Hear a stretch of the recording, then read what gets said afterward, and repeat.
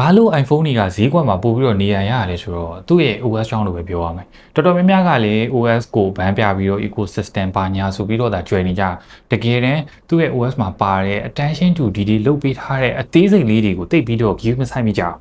ဆိုတော့ iOS 26 မိတ်ဆက်လိုက်တဲ့ liquid glass ကြီးပါလာတယ်ဆိုတော့ light liquid glass ကိုပဲ Android ဘက်ချမ်းမှာ Chinese brand တော်တော်များများက like ပြီးတော့တူအောင်လုပ်ကြတယ် transparency မှုတွေဆိုပြီးနာမည်ပေးကြတယ်။ဘာညာပေါ့ဗျာစုံနေရပဲဆိုတော့အနည်းဆက်ဆုံးတော့ကျွန်တော် visual experience ဘိုင်းမှာတူတယ်လို့တော့ခံစားရတယ်။ဒါပေမဲ့မတူတဲ့ဟာရှိပထမဆုံးအနေနဲ့ပြောမှဆိုလို့ချင်းကျွန်တော်လက်ထဲက iPhone Air မှာက iOS 27 developer visa တင်ထားတယ်။သူမှဆိုလို့ချင်းအသစ်ပါလာတဲ့ iPhone wallpaper လေးနဲ့ဒီ attention to detail လုပ်ပေးထားတယ်။လက်ထဲမှာဗျာကင်လိုက်ရင်းနဲ့လှုပ်လိုက်လို့ရှိရင်အဲ့ wallpaper လေးကပါလိုက်ပြီးတော့လှုပ်သွားတာပုံမှန်ဆိုလို့ရှိရင်တော့ကျွန်တော် daily usage မှာဒါတွေကတိတ်ပြီးတော့မသိတာအောင်ပြီးတော့ကျွန်တော် home screen ကိုသွားလိုက်မယ်ဆိုလို့ရှိရင်လည်း home screen ရဲ့ icon လေးတွေကဖုန်းကိုလက်ထဲမှာလှုပ်လိုက်ရုံနဲ့တင် icon လေးတွေကလှုပ်သွားတာဒါကလည်းကျွန်တော် daily usage မှာလုံးဝမသိတာအောင်နောက်တစ်ခုအနေနဲ့ဆိုလို့ရှိရင်ကျွန်တော်တို့ control center ဆွဲချလိုက်တဲ့အချိန်မှာဆိုလို့ရှိရင်လည်းသူ့ရဲ့ liquid glass effect လေးကတောက်လျှောက်Gaio နဲ့ rendering လိုက်လုပ်ပေးနေတာပေါ့နော်တော်တော်လေးမိုက်တယ်ဒီအချက်တွေကကျွန်တော်တို့ daily life မှာတိဖို့မြင်ဖို့နည်းနည်းတော့ခက်တယ်ကျွန်တော်တော်တော်လာသုံးနေနေဒီဟာတွေကအရင်ကြီးမတိတာနဲ့ဥမာကားစီးနေနေဒီဟာကိုကြည့်မယ်ဆိုလို့ရင်ဒါလှုပ်တယ်လို့ပဲခံစားရတာ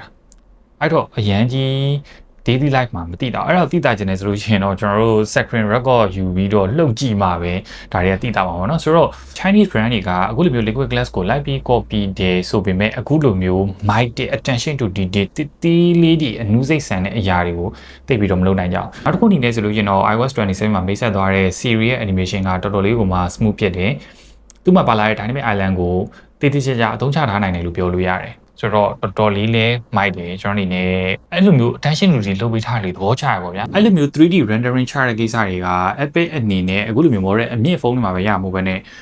အခုလိုမျိုး iPhone 13တို့ iPhone 12တို့မှာလေအဲ့လိုမျိုးလေး 3D rendering ချတဲ့ဟာလေးတွေ support လုပ်ပေးထားတာကတော့ Apple တော်တော်လေးမှကြီးကျူးမိဘာလို့လဲဆိုတော့ကျွန်တော် Android ဒီမှာဆိုလို့ရှိရင်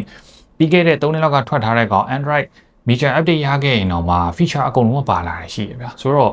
Apple အနေနဲ့အဲ့လိုမျိုးအသေးစိတ်လေးရစားလိုက်ပြီးတော့ user တွေဘက်ကိုကြည့်ပြီးတာကတော့ကျွန်တော်အနေနဲ့သဘောကျတယ်ဆိုတော့ brother အနေနဲ့ iOS 26 27ကိုတင်ထားတဲ့ဒါပေမဲ့ကျွန်တော်အရှိမပြောခဲ့တဲ့လှုပ် 3D rendering effect လေးတွေကိုsample ချလားတတိထားမိချလားဆိုတော့ comment မှာမှတ်ခဲ့လို့ရပါတယ်